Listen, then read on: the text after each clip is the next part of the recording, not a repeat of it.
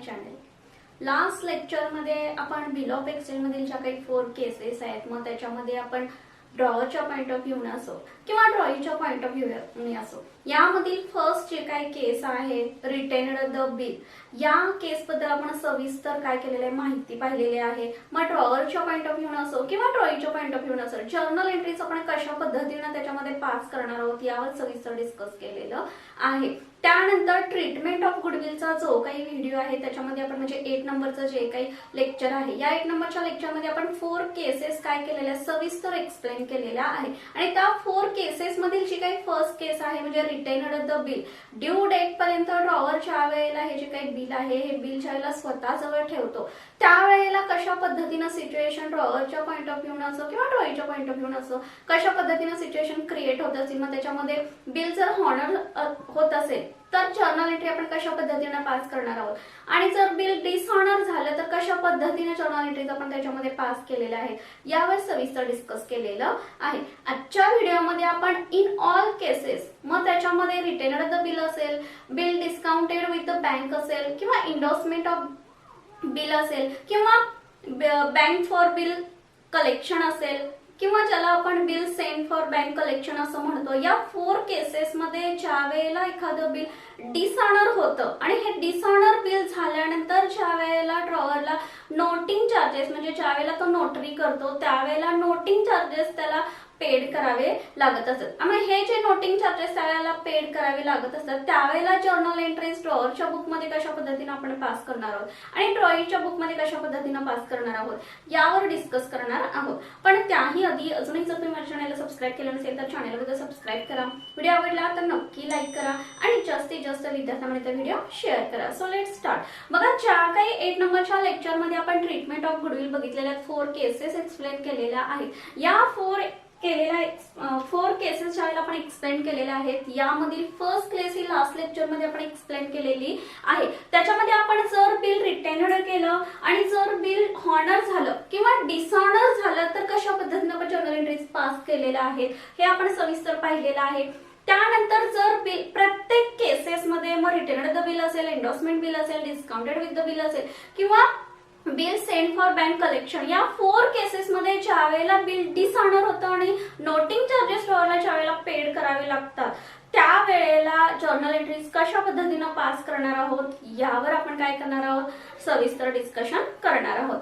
बघा, on dishonour noting charges are paid by holder of the bill but borne by drawee only. बघा, एखादं bill ज्या वेळेला dishonour होतं त्यावेळेला ड्रॉई याचा अर्थ काय तर ड्रॉई कडून तुम्हाला बिलाची रक्कम देण्यासाठी तो काय असमर्थ ठरत असतो, म्हणजे ड्रॉवरच्या दृष्टिकोनातून ती रक्कम ड्रॉवरला काय होत असते तर प्राप्त होत नाही। याला कारणीभूत कोण असतो तर ड्रॉई असतो। मग शेवटी तुम्हाला नोटिंग चार्जेस पेड कोण करणार आहे तर ड्रॉई करणार आहे। जरी on dishonour noting charges are paid by holder, जरी पेड रक्कम नोटिंग चार्जेसची कोण करत असेल ड्रॉवर करत असेल का तर सध्या बिल कोणाकडे असतं तर ड्रॉवरकडे असतं। का असतं तर ड्रॉई ते बिलाची रक्कम देण्यासाठी असमर्थ ठरत असतो।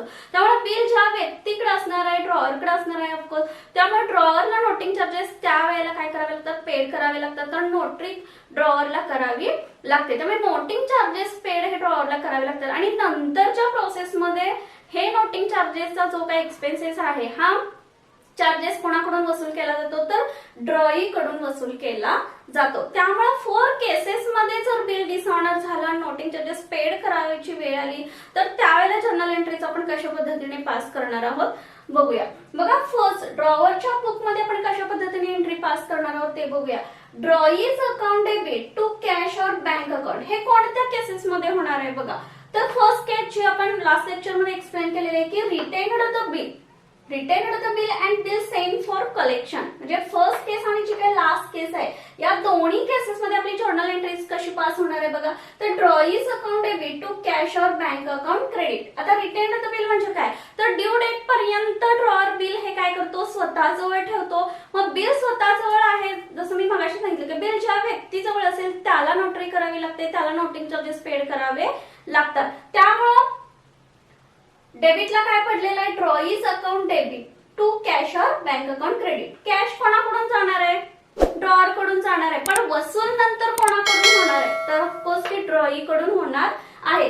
त्यामुळे first case and bill sent for collection या दोन्ही केसेस मध्ये आपली जर्नल एंट्रीज या पद्धतीने पास होईल. त्यामुळे डेबिटला काय पडेल, तर ड्रॉईज अकाउंट, का तर नंतर शेवटी ड्रॉई कडून रक्कम हा ड्रॉवर काय करत असतो, वसूल करत असतो. जे नोटिंग चार्जेस पेड करावे लागतात, हा जो काही ड्रॉईच्या दृष्टिकोनातून एक्सपेन्सेस आहे तो ड्रॉई कडून वसूल केला जातो. पैसे जाणार आहेत फर्स्ट केसेस मध्ये बघा to cash or bank account. Last cases मध्ये तुम्ही म्हणाल की बिल सेंड फॉर कलेक्शन. आता या केसेस मध्ये ड्रॉवर तर ऑफकोर्स की त्या ठिकाणी असणार नाहीये. मग ड्रॉवर कशा पद्धतीने पेड करणार आहे पैसे, तर ड्रॉवर फॉरेनला असणार आहे. हे आपण बघितले की ती केस आपण एक्सप्लेन करत असताना त्यावेळेला अवेलेबल त्या ठिकाणी ड्रॉवर असत नाही, बाहेर गावी गेला असेल किंवा फॉरेनला गेला असेल. पण बिल सेंड फॉर कलेक्शन, ज्या बँकेत तुमचं अकाउंट आहे त्या बँकेशीच तुमचं रिलेशन असणार आहे आणि त्या बँकेलाच तुम्ही काय करणार आहे की बिल तुमचं ते जमा करून घेण्यासाठी सांगणार आहे. त्यामुळे जे काही नोटिंग चार्जेस पेड ही रक्कम आहे, ही रक्कम तुमच्याच अकाउंट मधून काय करणार आहे, बँक पेड करत असणार आहे. आणि नंतर वसूल बँक कोणाकडून करणार आहे, तर ड्रॉई कडून करणार आहे. त्यामुळे जर्नल एंट्री फर्स्ट केस आणि लास्ट केसेस मध्ये कशा पद्धतीने होणार आहे बघा. Drawee's account debit to cash or bank account credit. आपण ऑल केसेसच्या दृष्टिकोनातून जर्नल एंट्रीज बघणार आहोत. कधीची, जर बिल डिसऑनर झालं आणि नोटिंग चार्जेस जर पेड करावे लागले तर. फर्स्ट केस आणि लास्ट केस मध्ये जर्नल एंट्री आपली अशा पद्धतीने पास होणार आहे. त्यानंतर डिस्काउंटेड ऑफ द बिल, ज्या वेळेला बिल डिस्काउंट केलं जातं म्हणजे ज्या वेळेला बिल सेल केलं जातं बँकेला, त्यावेळेला जर्नल एंट्री पास कशा पद्धतीने होत असते बघा. तर drawee account debit to bank account credit. जसं मी पहिल्या केसेस मध्ये सांगितलं, जरी आता ड्रॉवर पैसे पेड करत असला नोटिंग चार्जेसचे, तरी शेवटी कोणाकडून वसूल केले जातात, तर ड्रॉई कडून वसूल केले जातात. त्यामुळं डेबिटला काय पडलेलं आहे, तर drawee account debit to bank account. आता या ठिकाणी कॅश येणार नाही, काय येणार नाही, तर बिल बँकेला डिस्काउंट केलेलं आहे, बँकेला काय केलेलं आहे, सेल केलेलं आहे. कोणी सेल केलेलं असणार आहे, तर ड्रॉवरने केलेलं असणार आहे. बिल डिस्काउंटेड करणं म्हणजे काय, तर वेळेच्या अगोदर त्याला पैसे काय होत असतात, प्राप्त होणार असतात, पाहिजे असतात. त्यामुळे बिल तो काय करतो, बँकेला डिस्काउंट करतो. त्यामुळे नोटिंग चार्जेस कोणाला पेड करावे लागतात, तर बँकेला करावे लागतात. आणि नंतर वसूल कोणाकडून करणार आहे, तर ड्रॉई कडून करणार असतात. त्यामुळे जर्नल एंट्री काय होईल, तर drawee's account debit to bank account credit. तिन्ही केसेस आपल्या बघून झाल्या की retainer and bill sent for collection. Retainer the bill झालं, बिल सेंड फॉर कलेक्शन झालं, तर जर्नल एंट्री आपली या पद्धतीने पास होईल. जर बिल डिस्काउंट केलं तर जर्नल एंट्री कशा पद्धतीने पास होईल ते देखील आपण पाहिलेलं आहे. त्यानंतर जर बिल एंडोर्समेंट केलं, एंडोर्स बिल केलं, तर कोण नोटिंग चार्जेस पेड करणार आहेत. ऑफकोर्स जसं आपण लास्ट लेक्चर मध्ये असेल किंवा 8 नंबरच्या लेक्चर मध्ये जे काही एक्झाम्पल घेतलेलं आहे की XYZ, एक्स हा कोण आहे, ड्रॉवर आहे, वाय हा कोण आहे, ड्रॉई होता. त्यानंतर बिल जर एंडोर्स केलं म्हणजे बिल तिसऱ्या व्यक्तीला जर ट्रान्सफर केलं, तर त्या व्यक्तीला ही व्यक्ती आपण कोण समजतो, तर एंडोर्सी असं समजतो. त्यामुळे नोटिंग चार्जेस कोण पेड करणार आहे, तर एंडोर्सी करणार आहे. थोडक्यात सांगायचं तर नोटिंग चार्जेस कोणती व्यक्ती पेड करते, तर बिल ज्या व्यक्तीकडे आहे, ज्या पार्टीकडे बिल आहे, त्या व्यक्तीला किंवा त्या पार्टीला नोटिंग चार्जेस काय करावे लागतात, पेड करावे लागतात. जर बिल एंडोर्समेंट केलं असेल म्हणजे एंडोर्समेंट ऑफ बिल या केसेस मध्ये जर बिल डिसऑनर झाला, नोटिंग चार्जेस पेड करावे लागले, तर कशा पद्धतीने ड्रॉवरच्या पुस्तिकेत आपण एंट्री पास करणार आहोत बघा. Drawee's account debit to endorsee account credit. आता बिल कोणाकडे ट्रान्सफर केलेलं आहे, एंडोर्सीकडे बिल असणार आहे. त्यामुळे एंडोर्सी पैसे पे करणार आहे, पण नंतर वसूल कोणाकडून करणार असते, तर ड्रॉई कडून करणार असते. त्यामुळे journal entry last endorsement of the bill या केसेस मध्ये कशा पद्धतीने होईल, तर drawee's account debit to endorsee account credit. हे आपण ड्रॉवरच्या बुक मध्ये बघितलं. जर बिल डिसऑनर झालं, नोटिंग चार्जेस पेड करावे लागले, तर इन ऑल केसेस मध्ये ड्रॉवरच्या बुक मध्ये कशा पद्धतीने आपण एंट्री पास केली करणार आहोत ते आपण पाहिलेलं आहे.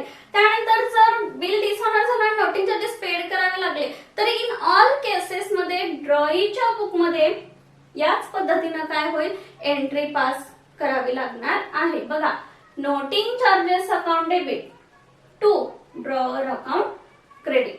नोटिंग चार्जेस हे ड्रॉईच्या दृष्टिकोनातून काय एक्सपेन्सेस आहे, त्यामुळे काय एक्सपेन्सेस आहे हे डेबिटला पडणार आहे. Noting charges account debit to drawer account credit.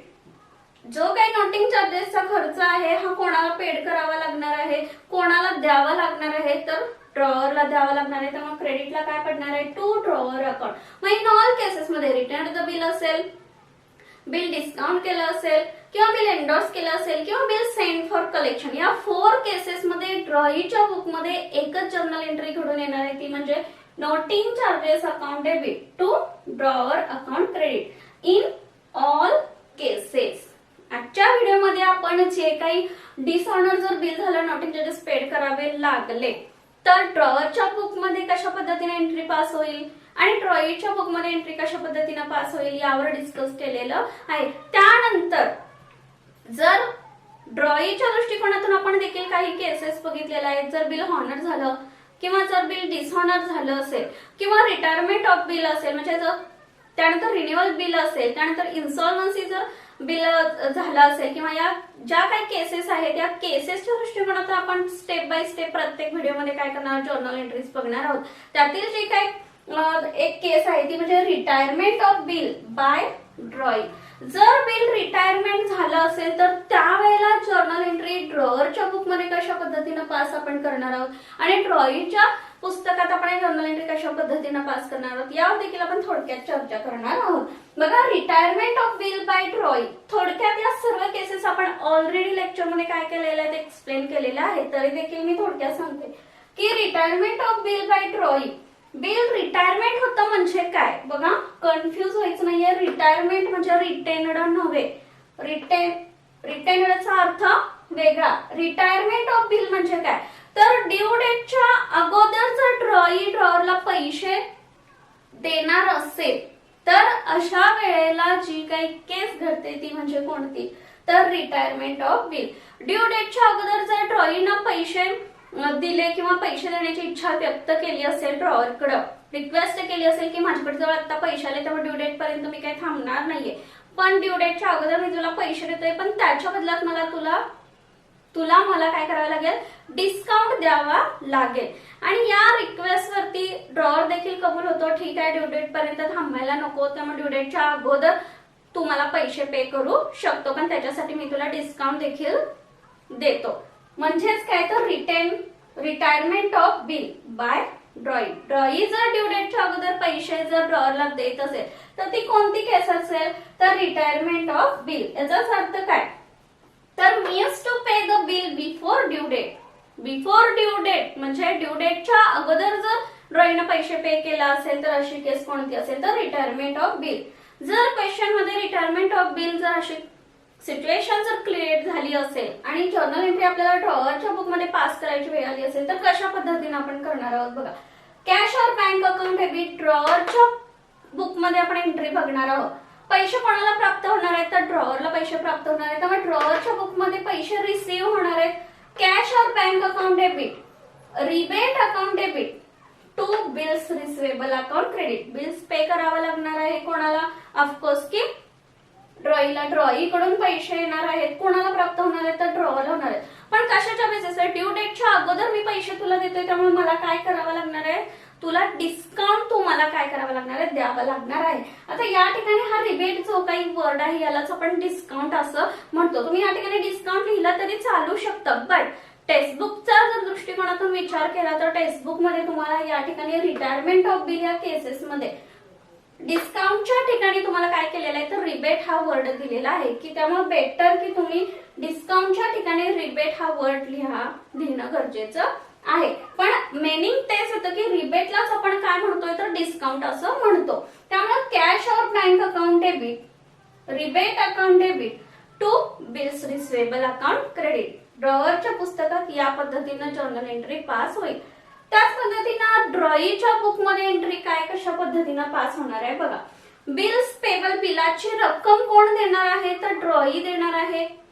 बिलाची रक्कम ड्रॉवरला प्राप्त झाल्यानंतर बिल नंतर कोणाला पाठवणार आहे, तो ड्रॉईकडे पाठवणार आहे. त्यामुळे bills payable account debit to cash or bank account credit to rebate account credit. पैसे कोण देणार आहे बिलाचे, तर ड्रॉई देणार आहे.